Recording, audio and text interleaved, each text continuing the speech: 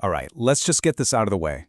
If you're thinking this is going to be some dry, dusty history lesson, forget about it.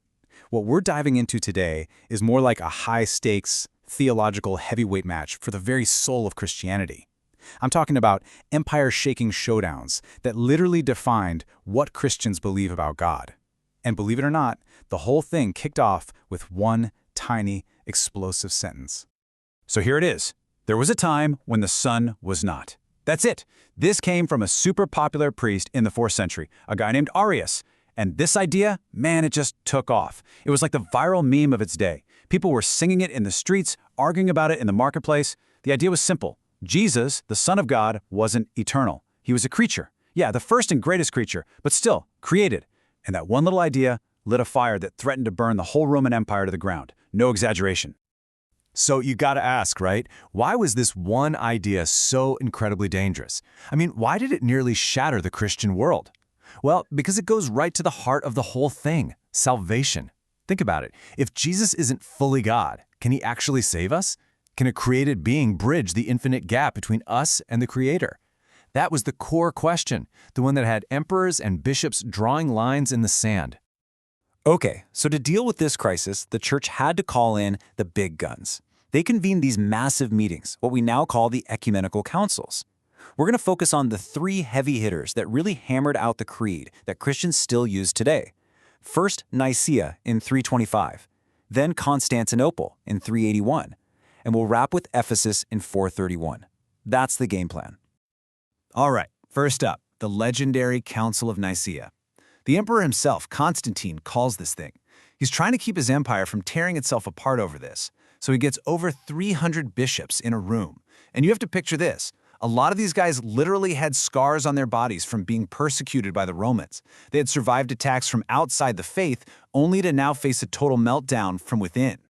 So here's the showdown, right here. On one side, you've got Arius' view. The Son is a created being, period. But on the other side, you have this fiery young deacon named Athanasius. And his argument was just so powerful and so simple. He basically said, look, only God can save humanity. If Christ isn't fully God, then our salvation is a sham. For Athanasius, this wasn't some academic squabble. This was everything. Salvation itself was on the line. The council knew they needed one word, one single, airtight, non-negotiable word that couldn't be twisted. And the word they landed on was Homoousios. It's a Greek word that means of one substance or of the same essence. This was not a middle ground. This was, as one historian put it, a line drawn in eternity. They were making it absolutely, undeniably clear the Son isn't just like God. He is God. He shares the exact same divine DNA, if you will, as the Father. And this line right here, this is the knockout punch. This is straight from the original Creed of Nicaea. Begotten, not made, being of one substance with the Father. See that distinction? Begotten speaks to an eternal relationship, something that has always been. Made means created, something with a starting point. This phrase was the definitive slam dunk against Arius. This was the victory of Nicaea. But you know how it is? You solve one huge problem and it just opens up another can of worms.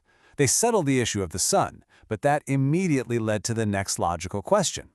Okay, so if the Father is God and the Son is God, what's the deal with the Holy Spirit?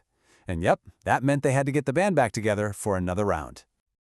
So this new group pops up, and they get this awesome nickname, the Pneumatomacheans, which literally means the Spirit Fighters. I mean, you can't make this stuff up.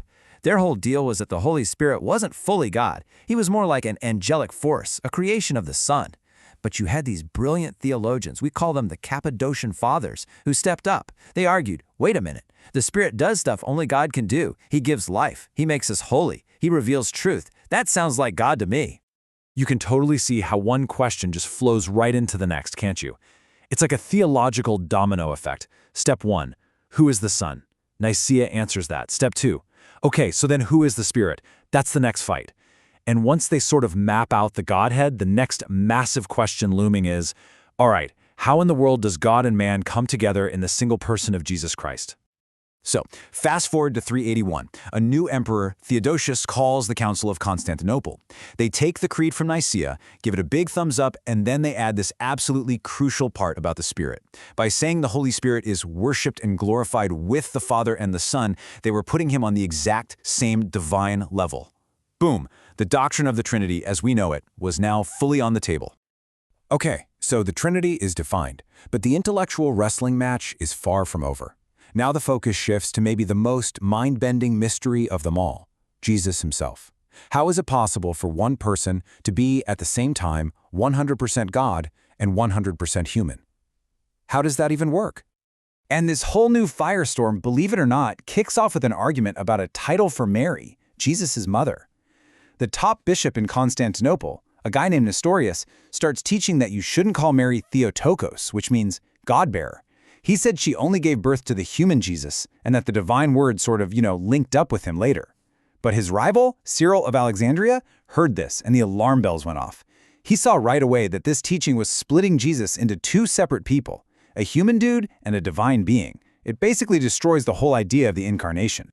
And this is so important to get. The fight over the word Theotokos wasn't really about elevating Mary. It was all about protecting the identity of Jesus. It was like a password. If you could call Mary God-bearer, it proved you believed that the baby she held in her arms was truly, in one single unified person, the eternal Son of God who had become human. So when they all got together at Ephesus in 431, the council didn't mess around. Their verdict was crystal clear. They condemned what Nestorius was teaching and officially affirmed the title Theotokos. And they did it for one reason, to guard the essential truth that the person who was born, who walked among us, and who died on the cross is one person and one person only, God the Son, made man. So, after all these battles, all this debate, all this passion, what's the end result? What was actually forged in that fire? A creed. A simple, powerful confession of faith that has stood the test of time for more than 1,600 years. And this is the bedrock truth they were fighting for. One God, not three. But this one God exists as three co-equal, co-eternal persons, Father, Son, and Holy Spirit. The Son's not a demigod, the Spirit's not just some cosmic force. It's the profound mystery of the triune God, and they used every tool they had to articulate it with as much precision as humanly possible. And this, at the end of the day, is why all of this matters so much. That creed, the Nicene Creed, that billions of people still recite in churches all over the planet, it's not some dusty old document. It is the direct result, the living legacy of these ferocious debates. It's a banner of truth that was forged in the fire to protect the very heart of the Christian message for you, for me, and for every generation to come. So let's land the plane with this final thought. The bishops at these councils didn't think they were inventing new doctrines. Not at all. They saw themselves as guards on the wall, defending a sacred mystery that had been handed down to them. So that leaves a really interesting question for us today, doesn't it? How does it change things if we see our faith not as something we create, but as a profound mystery we're called to protect? Something to chew on.